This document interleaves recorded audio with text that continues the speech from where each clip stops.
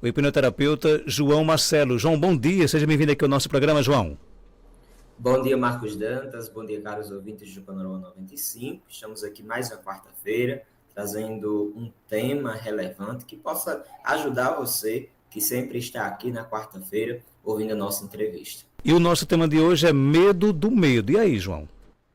Veja, Marcos, hoje eu decidi trazer esse tema porque muitas pessoas que sofrem com ansiedade, ou até mesmo que já passou por algum tipo de crise de tratamento, sempre existe, pelo menos algumas pessoas acabam desenvolvendo o que eu chamo de medo do medo, que nada mais é, Marcos, o medo que eu desenvolvo de ter uma crise de novo, por exemplo.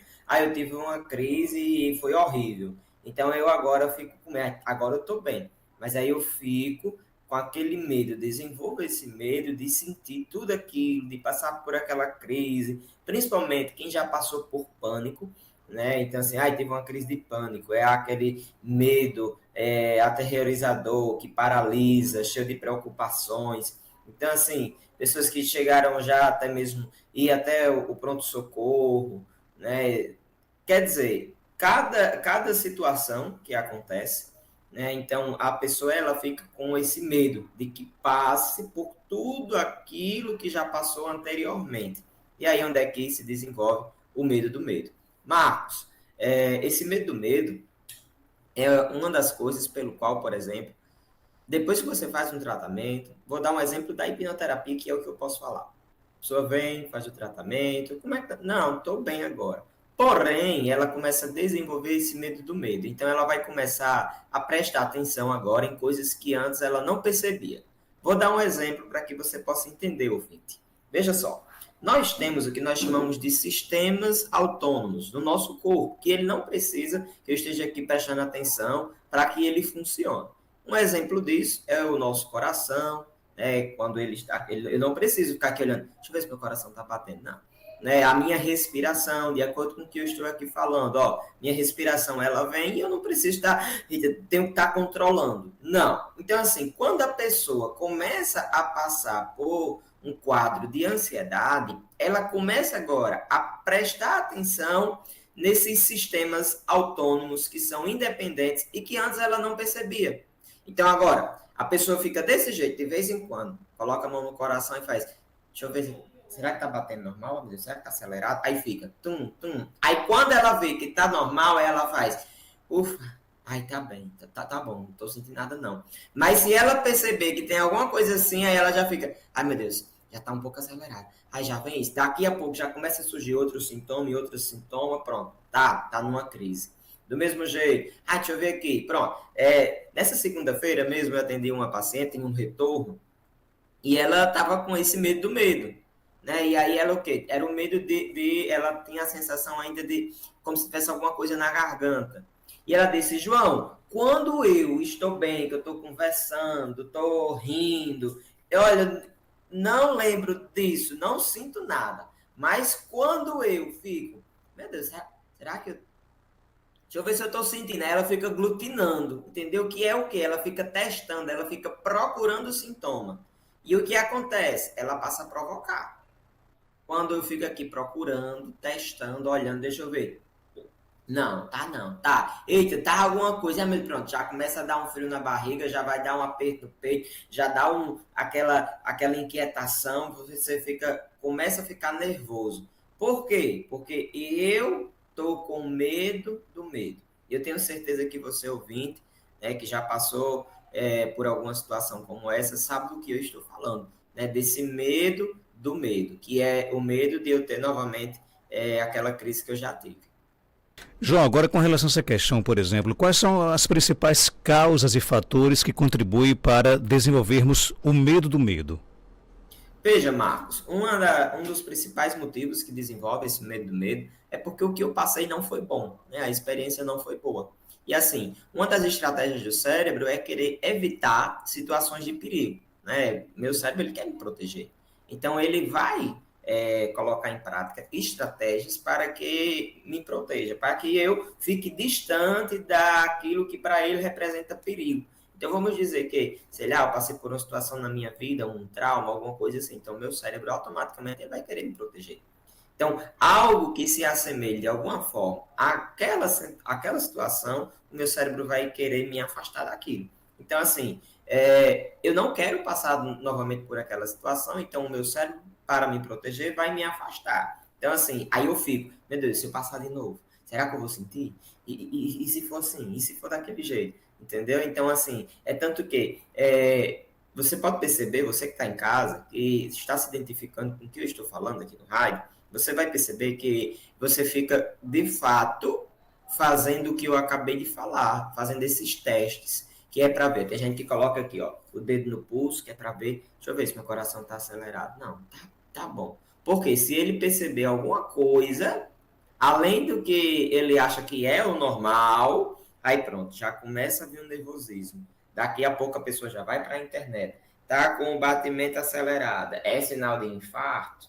É não sei o que, é não sei o que lá. Tá entendendo? Então, assim, ela já começa a entrar nesse ritmo, né, de preocupação excessiva, o nervosismo vai batendo, e aí você automaticamente vai provocando esses sintomas. E eles nem iam vir, mas como eu agora fico procurando, fico testando a todo instante, então daqui a pouco eu estou sentindo o sintoma, mas é algo que eu mesmo estou provocando. A nossa ouvinte colocou, tem um filho de 8 anos e outro de 17. Aí acho que vou morrer e deixar o pequeno. Só nisso já me dá agonia e choque. E aí? É o medo do medo?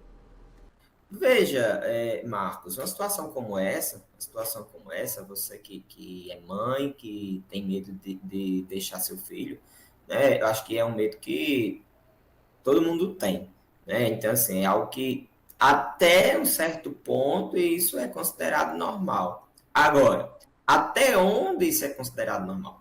Veja, é algo que atrapalha a minha vida, é algo que, Maria, eu passo 24 horas pensando nisso e não sei o que, e eu tenho crise por causa dessa situação. Aí é preciso você buscar ajuda terapêutica. Tem que buscar uma ajuda de um profissional, entendeu? Então, assim, a gente tem que saber diferenciar, Marcos, até onde o que eu sinto é normal, que todo mundo pode sentir, ou não. É algo que é além da normalidade e que está atrapalhando o meu dia a dia. Outra pergunta aqui, o ouvinte quer saber o seguinte: como é que a hipnoterapia pode ajudar alguém a superar esse medo do medo? Ótima pergunta. Vamos lá. O medo do medo, né, o processo de hipnoterapia, ele é uma das coisas que a gente faz, né, para tratar os conflitos emocionais que estão por trás do que a pessoa tem hoje como problema. Partindo do princípio de que o problema não é o problema. Então, quando a pessoa chega aqui, ela chega falando, meu problema é isso, isso e isso. Ela vai para o processo terapêutico, ela percebe que o problema dela não tem nada a ver com aquilo. Então, assim, ela tratou os conflitos, veio a reeducação, que é ter uma nova compreensão do aprendizado, e aí sim, agora vai vir a mudança dos comportamentos dela. E essa mudança dos comportamentos parte da autorresponsabilidade, de uma reeducação que foi feita dentro do processo terapêutico. Então, assim, primeiro eu tenho que trazer para a minha consciência, eu tenho consciência de que aquilo que eu sentia não faz mais sentido eu sentir. Por quê? Porque eu tratei, estou bem, procuro aquela sensação. Vem? Não. Então eu tenho segurança, tá bem, tá tranquilo. Então, esse medo do medo que algumas pessoas podem ainda desenvolver, Marcos, é exatamente pelo sofrimento que eu já passei, pela experiência passada. Só que aí eu trago a pessoa para a razão dela. Eu digo, veja isso, tá sentindo ainda? Você tá vendo já a quantidade, vamos dizer, a pessoa passou 30 dias já da terapia. Tá bem, não tá sentindo mais nada. Mas ainda assim ela tá insistindo nesse medo do medo, de sentir de novo. Aí eu digo, olha, você está vendo que não faz mais sentido, você está ainda preocupado, você ainda está com esse medo, né? Então você pode fazer alguns exercícios, como por exemplo, quando vier esse pensamento para eu aqui testar, ver minha respiração, ver se meu coração está acelerado, o que é que eu faço? Eu digo, mente, eu não sou você. Mente, olha, tá bem, eu estou tranquilo. Eu não preciso estar sentindo isso. Né? Eu estou bem, eu estou calmo, eu não estou em perigo. E aí você vai conversando com a sua própria mente, mostrando que está tudo bem, que está calmo, que eu não preciso sentir isso, porque eu estou seguro. Daqui a pouco, essa sensaçãozinha que está querendo vir, ela começa a diminuir e vai embora sozinha, sem eu precisar fazer mais nada. Quais são os sinais de que o medo do medo está afetando a qualidade de vida de uma pessoa e como ela pode buscar ajuda? Veja, Marcos, os sinais é exatamente o que eu acabei de falar, né? Que é eu estou, por exemplo, algumas pessoas elas começam a desenvolver esse medo do medo, né? Quando elas estão tendo crises quase que recorrentes, né? Então, assim, eita, tive uma crise. Aí a pessoa já fica com medo de ter de novo. Principalmente, vou dar um exemplo. Eu tive uma crise na academia, tive uma crise no trabalho. Então eu fico com medo de ter novamente a crise lá naquele ambiente. Inclusive, tem algumas pessoas que desenvolvem isso. Né? Então, ela fica, por exemplo, ela não quer ir mais para a academia, porque ela acha que vai ter uma nova crise lá na academia. Né? Então, assim, o que é que eu tenho que fazer? Eita, estou nessa situação. Aí eu preciso buscar ajuda. Por quê? Sozinho, eu não estou conseguindo dar conta. Outra pergunta aqui do nosso ouvinte, ele quer saber o seguinte, ele conta que tem uma criança de 8 anos de idade, né? E que a criança morre de medo de ficar sozinha em casa. Quando os pais saem de casa, a criança começa a chorar. O que é que pode fazer nesse caso?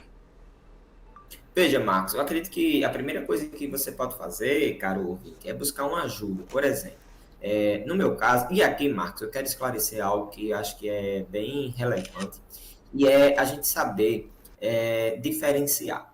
Veja, minha gente, quando, num caso como esse, uma criança, eu acho que primeiro você tem que ir para uma psicoeducação, que o processo de terapia, através da hipnoterapia, eu não faço isso, que é o processo de psicoeducação. Quem faz o processo muito bem de psicoeducação, por exemplo, é um psicólogo. Então, a minha orientação é você buscar primeiro um psicólogo, que ele vai utilizar, dependendo da abordagem que o psicólogo trabalha. Então, ele vai, né, trazer, né, técnicas que ele utiliza dentro da abordagem na qual ele trabalha, né, para que possa estar ajudando essa criança a entender o medo, a ver, né, o que ela sente, né, e um possível tratamento.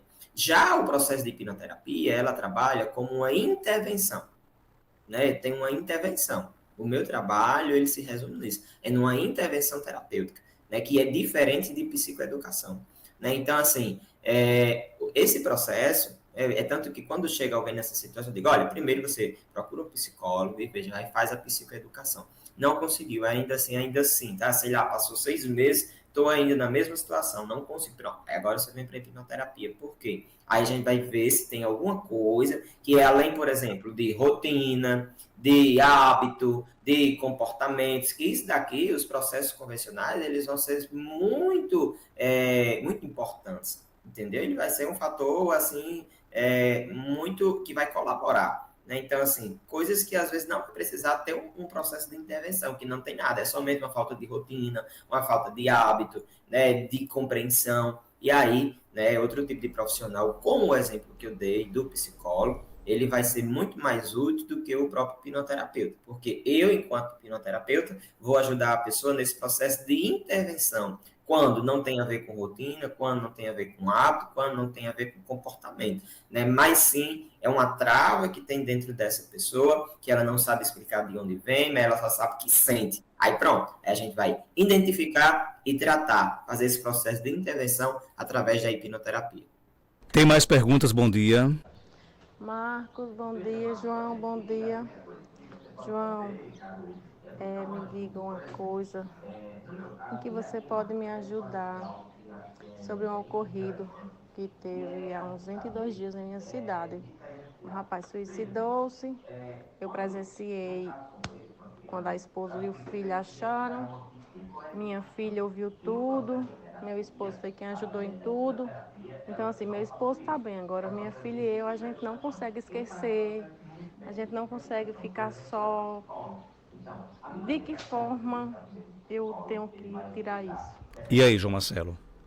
Veja, é uma situação muito delicada, né? E assim, quando acontece algo nesse sentido, né, principalmente quem vê a situação, né, eu acho que agora é como um luto, né? Essa situação, né, que não deixa de ser um luto, mas assim, você veja que os primeiros dias é algo bem, bem complicado. O que é que eu posso te orientar?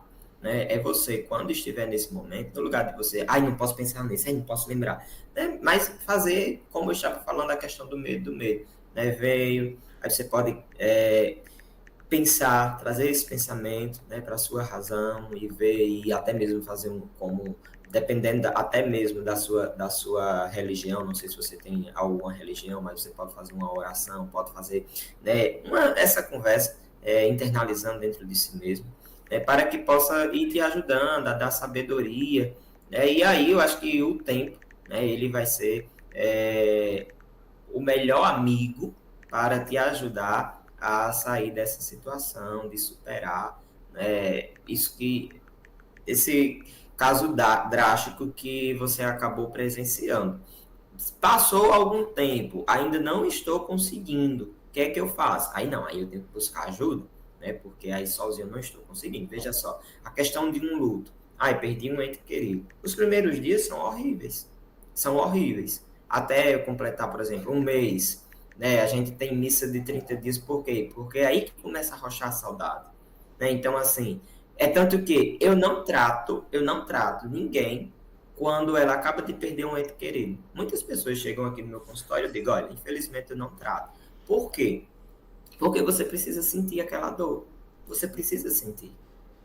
Sabe? Agora, se passar 6 meses, 8 meses, e a pessoa ainda está no mesmo sofrimento, como se tivesse acontecido ontem, aí não. Aí agora é o momento de fazer um tratamento para que possa ajudar. Agora, e aí eu digo, olha, enquanto isso, você pode buscar ajuda, por exemplo, vou repetir de novo, você pode ir atrás de um acompanhamento psicológico, através de um psicólogo, onde ele vai te ajudar, entendeu? Que é algo realmente que está acontecendo agora na sua vida, e aí através de técnicas ele vai estar te ajudando, né? Muito melhor do que eu, porque como eu falei, vou repetir, o processo de hipnoterapia, ele é um processo de intervenção, né? Por isso que eu falo que é importante eu saber ter essa consciência. E quando eu tenho a consciência, aí melhora significativamente para que eu possa ter êxito dentro de um tratamento. João Marcelo, ele é hipnoterapeuta, está na clínica Anaí Costa, na rua Padre João Maria, 56, vizinho à Catedral de Santana, no centro de Caicó. Telefone 99696-6533, no Instagram, @João Ansiedade. Obrigado, João. Marcos, quero agradecer mais uma vez pelo espaço, a você ouvinte, que toda quarta-feira fica aqui com a gente, viu? Desejo a todos um ótimo resto de semana abençoado. Tchau, tchau. 8h40, vamos ficando por aqui.